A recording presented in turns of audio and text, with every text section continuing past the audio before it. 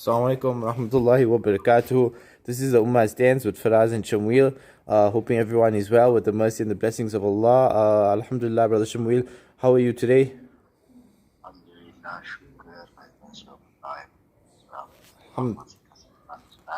Alhamdulillah, I'm alright. Just speak a bit louder. I don't think you're going to be heard clearly on the podcast. Brother Shamwil, let's get straight to it. Today's topic is approaching a different Ramadan. Usually every year, subhanallah, Ramadan is, a month with a different flavor for the Muslims. It is, how Hazrat Yusuf alayhi salam was the most beloved son of Yaqub. Similarly, Ramadan is the most beloved month to all of the believers. It's a month that we have a special attachment to.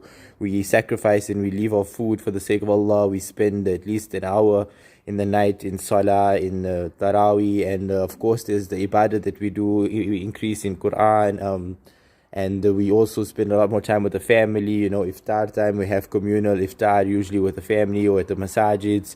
So the entire month usually has a very different flavor for Muslims, and all over the world, different Muslim cultures, will celebrate Ramadan slightly differently.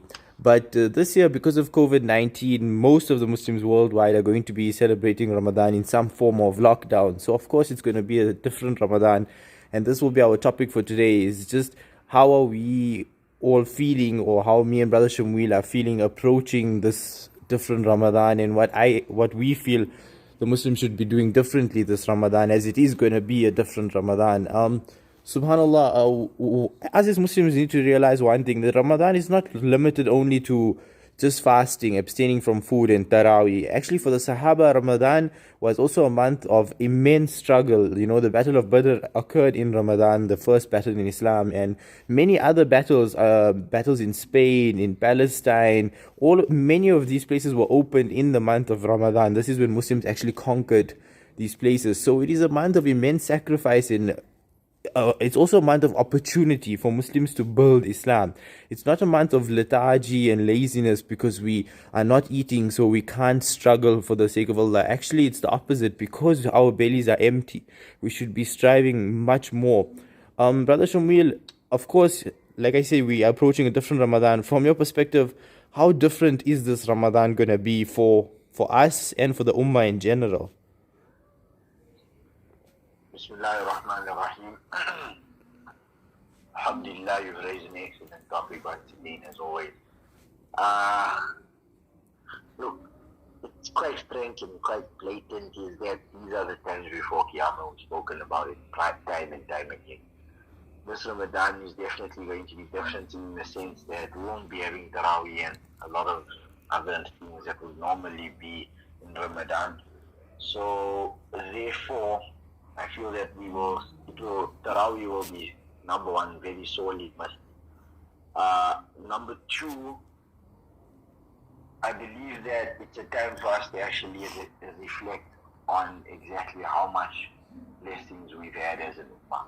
We were able to read Taraweeh freely without any sort of, fear. Hindrance from, exactly, fear. And now, there's also been taken away from us. And I feel it's also because we neglected our Taraweeh, because it had become a ritual. We never did anything more with Taraweeh. It was, okay, you go into the masjid, you read the masjid that had the fastest Taraweeh was the masjid that was the fullest, And now, all the masjids are completely empty.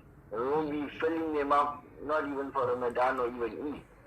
So therefore, I also feel that even though we might not be able to go to the masjid for Taraweeh, I strongly encourage whoever is listening out there to make some form of plan to at least read in a Jamaat peak with your family, a few of your friends from your local community, or some form of, Taraweeh, to keep it going. Some way Taraweeh going, yeah, for sure. You see, for our listeners out there, just to pick up on a point that Shamila said, the fact that is for all these decades, many decades, all over the world, this has become a trend.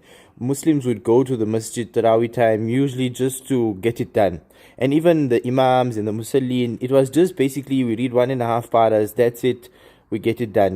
By day 28, 29th, we must be finished. It wasn't about understanding Quran. It wasn't about going for Taraweeh to reflect upon the ayats of Quran. Using this month to rejuvenate our connection with the Quran by understanding the words. It was basically just attendance, not attention. So, subhanallah, Allah has now taken us away from Taraweeh because we didn't value it. I believe that's what you're trying to say, right, Brother Shamil? 100%. We didn't value any of the blessings. It was a robotic exercise for many of us. I mean, we all, as brothers that attend Taraweeh, we know how hard it is to pay attention, during the long rakats. I think we all need to reflect on that. I mean, we know our mind wanders everywhere. But at the same time, we never made an effort all these years to really understand why do we recite the Quran once a year. We recite it so that we know our constitution off by heart. We know our way of life. We know what we're supposed to be doing on a daily basis. But because we just used it as a basic, like you said, like a ritual with no meaning, subhanallah, Allah has now removed it completely from our life, even this ritual. No, yeah. And the thing is that many of the brothers would, especially in our community, would either come and stand and talk outside the masjid, or they will come and sit on their phones inside the masjid, and then even worse, then you get look, I'm not judging or whatever, but then you get the brother, he sits and you wait still, the imam is about to make ruku, and then he joins the salah. This is wrong, and who are we fooling? What are we trying to do? It's like we've lost the plot completely, and now like you say, just reading Taraweeh because it's become a ritual. We've lost its meaning. And then yet, I think, yes, that's one side of this coin. I think the greatest sin to it would be that those of us that tried to actually make an effort as to bringing some form of life back to Ramadan and bringing some form of meaning back to Ramadan, we get shut down. Why? Is my question. True.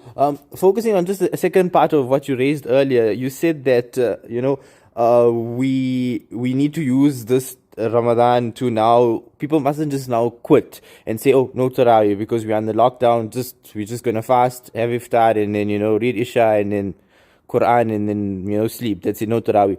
And then you said people should arrange with their friends, with their families, and read small Taraweehs, whatever it is.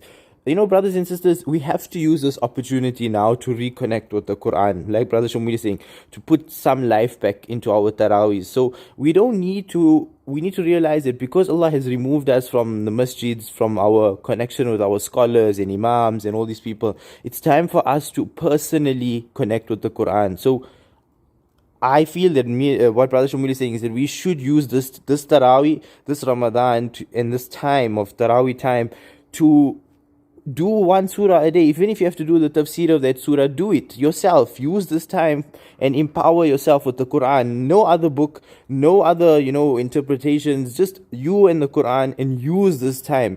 If you're going to do it in a family setting with your friends, of course, go ahead, no problem. Do tafsir, share it with each other, and understand the Quran. This will then help us in the future when we do get our masajids back to know that we have to have a connection with the Quran. Brother Shamil, this is very important for us to use this opportunity. We shouldn't waste it now because we're on lockdown and just do nothing. Well, yeah, but it comes back to a point that you raised last week, Friday, I believe, is that if you value it, you make an effort. But if you don't value it, it becomes like nothing. So whether you have it or whether it's taken away, it makes no difference in your life. So I believe that this is a time to really reflect and ponder upon how much value the month of Ramadan actually has. And how we've just been squandering this treasure. And at the same time, like you said, get your connection back with the Quran. Because there's absolutely nothing stopping you. But at the same time, having raised that point, I would also like to point out the fact that we shouldn't just trust anything that comes along on the internet. as, yeah, no, this is correct tafsir.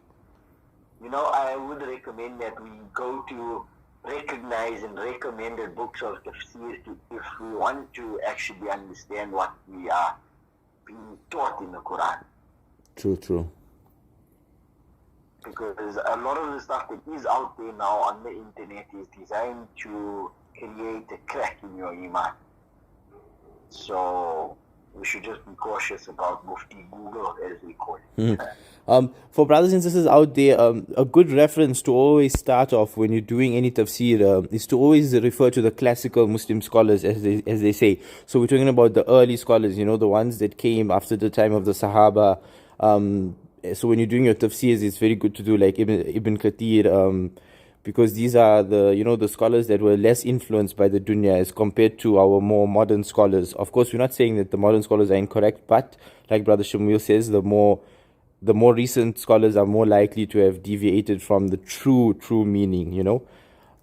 Either way, our last messages for today would be that on the 2 points that Brother Shumil raised earlier, let us use this Ramadan specifically to, number one, reflect and really feel bad about our negligence of the month of Ramadan, our negligence of jihad in the month of Ramadan, our negligence of supporting the deen of Allah in the month of Ramadan the way we should have all these years. And number two, use this time to set up the foundations for us to support the ummah. Use this time, use this Ramadan so that we can make future Ramadans better for us. And this is it. If we don't use this Ramadan, wallahi, we would have failed again.